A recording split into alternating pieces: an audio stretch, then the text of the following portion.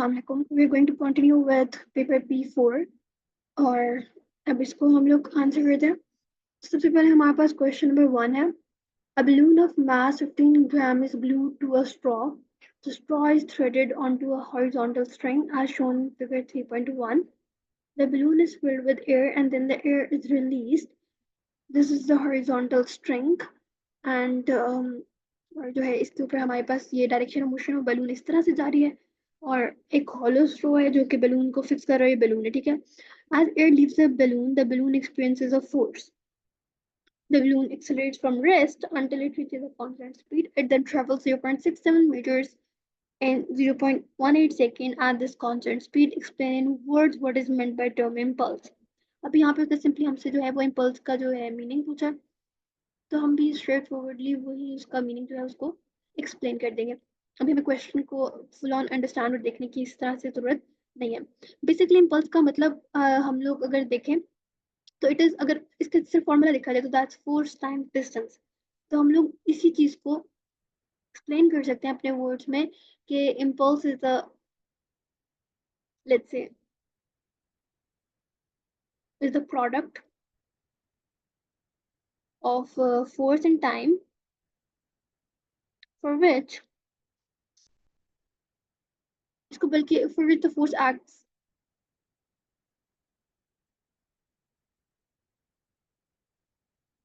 One mark question है और इसके लिए product of force and time लिखना यही सफिशिएंट है, या फिर if you right something like this that E is equals to impulse F times delta T, something like this is. P को अक्सर J से भी रिप्रेजेंट किया जाता है, काफी इसके वेज हैं, या इसको सिंपली इस तरह से भी लिखा जाए तो that's sufficient. This answer is sufficient. Okay. Moving on, calculate the resultant impulse on the balloon when it is accelerating. Okay. अब हम लोगों ने करना क्या, पहले हमें इसकी फाइनल वेलोसिटी फाइंड करनी पड़ेगी। हमें फाइनल वेलोसिटी नहीं पता, हमें ये पता है कि 0.67 मीटर चला था 0.18 सेकंड में, पर हमें वेलोसिटी के बारे में नहीं पता, तो हम फाइंड आउट कर लेंगे, नो इशू। तो v is equal to s over t। तो s हमारे पास आ रहा है 0.67 मीटर डिस्टेंस आ रहा है और टाइम जो है वो 0.18 है। So just finding it through calculator, we are going to get 3.72 metre पर सेकेंड। ओके। अब हमने जब चेंज इन मोमेंटम या इम्पल्स निकालना है उसके लिए हम लोग क्या करेंगे, हमें पता है इनिशियली जो वो है बैलून जीरो जीरो से स्टार्ट हुआ है, यानी यू जो है हमारे पास वो जीरो है, इनिशियल मोमेंटम जीरो है। अब फाइनल मोमेंटम की बात करते हैं। फाइनल मोमेंटम हमारे पास क्या है, एम मोमेंटम, इम्पल्स जो भी हम कहना चाहें, हम m इंटू फाइनल मोमेंटम की भी हम बात करेंगे तो m इंटू वी। देखो हमें पता है कि इम्पल्स जो होता है वो होता है change in momentum delta P. हम लोग इनिशियल मोमेंटम तो हमारा जीरो है, इनिशियल मोमेंटम हमारा जीरो है क्योंकि हमारी स्पीड जीरो है। अब फाइनल मोमेंटम के लिए क्या करेंगे, पहले मास मास अभी हमने ऊपर देखा था, मास हमारा ऊपर था 0.015 kg, तो मैं अभी ऊपर नहीं मूव करी, फिर हमारा सारा डेटा मूव हो जाएगा, पर this was what it is. And v जो है हमारे पास अभी हमने फाइंड आउट किया इनिशियल फाइनल वेलोसिटी, तो हमारी आ रही है 3.72। अब हम इन दोनों को मल्टीप्लाई करेंगे, 0.015 times 3.72, we are going to get 0.0558, 0.0558 newton seconds, because that's the unit। तो हमारे पास ये अराउंड आंसर आ रहा है, तो 0.053 डेसिमल प्लेस तक कर लेते हैं तो ये 56 हो जाएगा। ठीक है, इस तरह से जो है हमारे पास इसका आंसर आ जाएगा। इसको उस तरह से भी लिखा जा सकता है 5 into 6 5.6 into 10 raised to power, जो भी वैल्यू आती है I think -3, I don't know, मैंने इस टाइम सोची इस बारे में, लिख आ जाएगा, एक सेकेंड। 5 इंटू अगर हम लोग, हाँ, तो ये 5, इसको वैसे यूजुअली जब भी लिखा जाएगा ना अभी, क्योंकि हम लोग उस तरह भी लिख सकते हैं, यानी स्टैंडर्ड फॉर्मेट में भी लिखा जा सकता है, पर इस तरह से भी लिखना मुझे ज़्यादा प्रेफर, मुझे ये अच्छा लगता है। बट फिजिक्स में आप यूजुअली जो है इसको डेसिमल फॉर्मेट में ही लिखते हो, जो कि तो एनीवेज इसको लिख लो, चलो 5.6 इंटू 10⁻⁻², ठीक है। तो ये यहाँ पे जो है इस तरह से हम लिख लेंगे। मूविंग ऑन, ये देखो 15 ग्राम्स ऊपर था ना, तो 15 ग्राम्स था, 0.15 kg हो जाएगा वो। तो बस यही चीज हमने जो है वो दिखाई थी और सॉल्व की थी, सॉरी 0.015 kg हो जाएगा। Okay, explain how momentum is conserved as the balloon accelerates. तो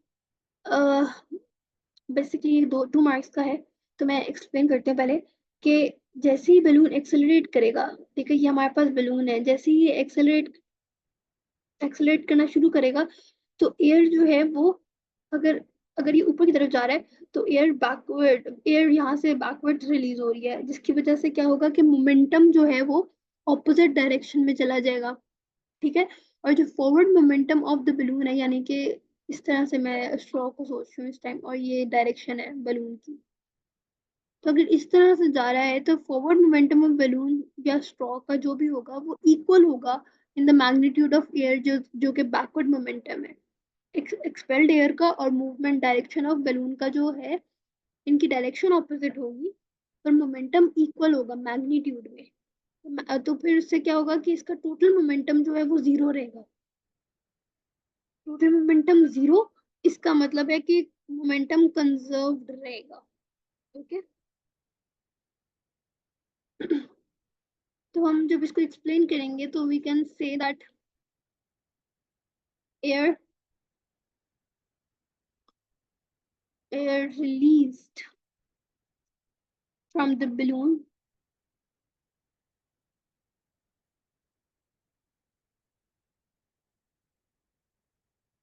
moves in the opposite direction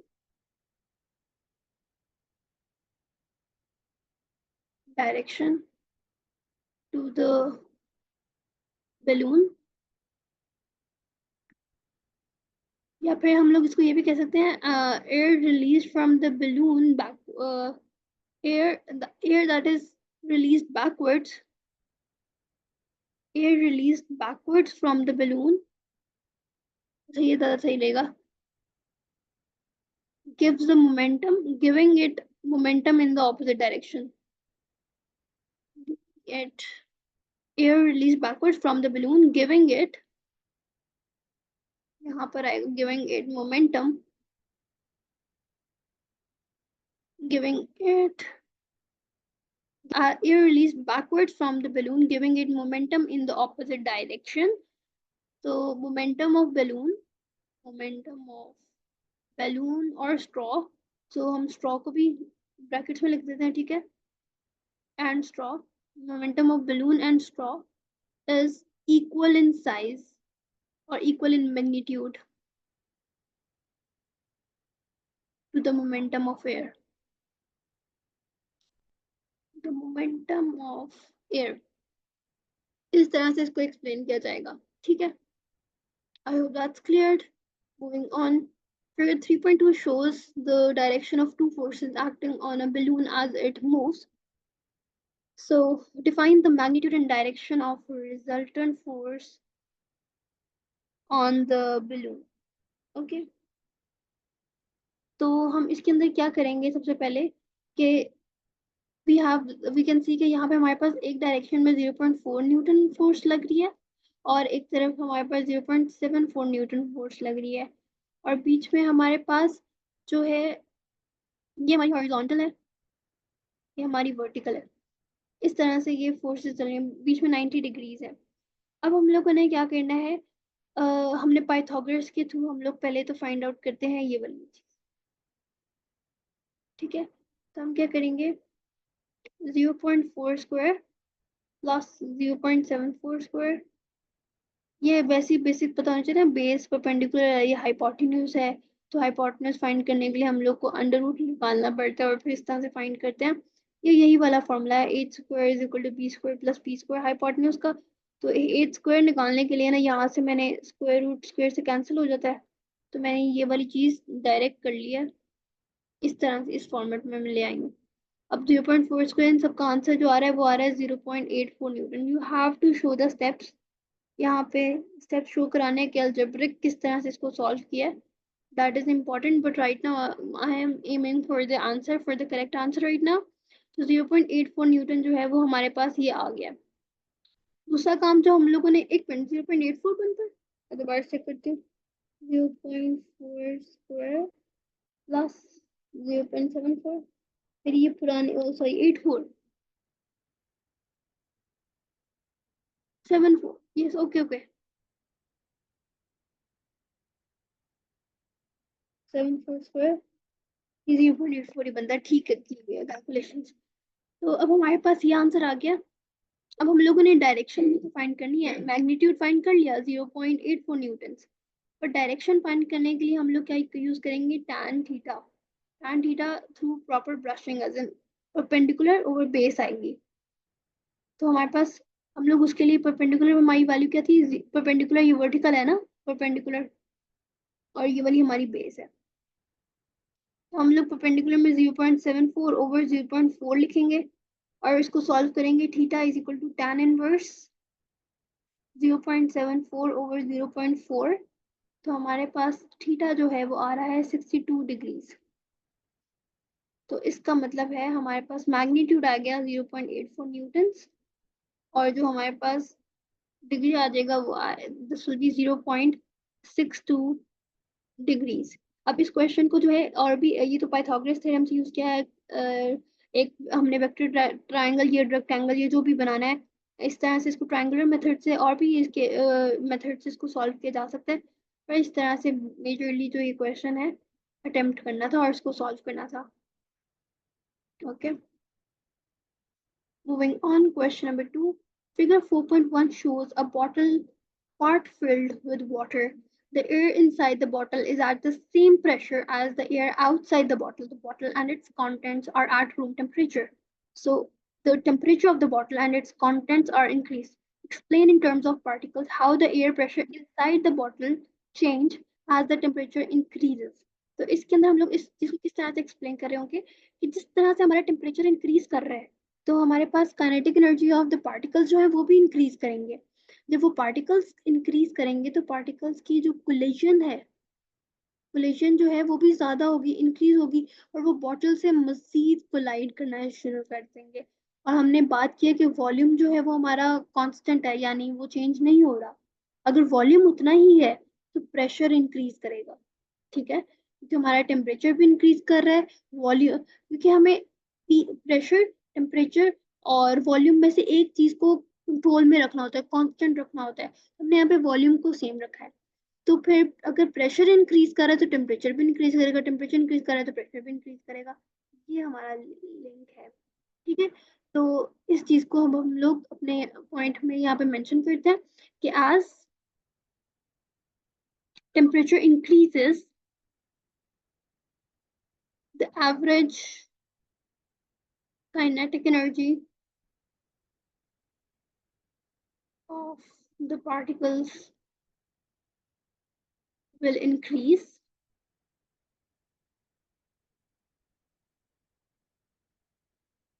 Particles collide, I'm sorry about my handwriting, collide more frequently and forcefully with the bottle. ये बल्कि हम लोग frequently के बाद काफी है. Frequently with the wall of the bottle, with the wall of container, with the wall of container. Okay, bottle भी लिखा जा सकता है. Since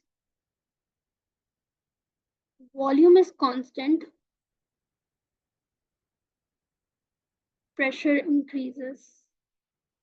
Pressure increases. मेरी हैंडराइटिंग यहाँ पे बहुत ज़्यादा रफ है. You do not have to write it in such a messy way, but if you'll write it at least in this manner, like थोड़ा सा understandable है, थोड़ा सा readable है, इसमें सब कुछ गाइड नहीं हो रहा, पढ़ा जा रहा है. अगर ये पढ़ा जा रहा है इस तरह के स्टेट में हो रहा तो एग्जामिनर एक्सेप्ट कर लेगा, पर एग्जामिनर का दिल नहीं करेगा फर्दर क्वेश्चन चेक करने का. तो make sure you right it in a proper way. The lid is removed from the bottle. See and explain how the air pressure inside the bottle changes. तो क्या होगा कि एयर प्रेशर जो bottle के अंदर है वो डिक्रीज कर जाएगा। इनसाइड द बॉटल जो एयर प्रेशर है इनसाइड में वो डिक्रीज कर जाएगा तब तक जब तक जो बाहर का एटमॉस्फेरिक प्रेशर है उसके वो इक्वल ना हो जाए। कुछ एयर पार्टिकल्स उस बॉटल में से निकल जाएंगे और जिसकी वजह से जो उसके अंदर नंबर ऑफ कोलिजन्स हैं जो वो कोलाइड कर रहे थे बहुत ज्यादा वो थोड़े से कम हो जाएंगे, ठीक है, वो रिड्यूस हो जाएंगे। इसको यही इसी तरह एक्सप्लेन करेंगे। द एयर प्रेशर, इसको टाइप कर देती हूँ क्योंकि I can not read my own writing. Air pressure inside the bottle increases until it equals the external atmospheric pressure. Air particles will escape, which reduces the total number of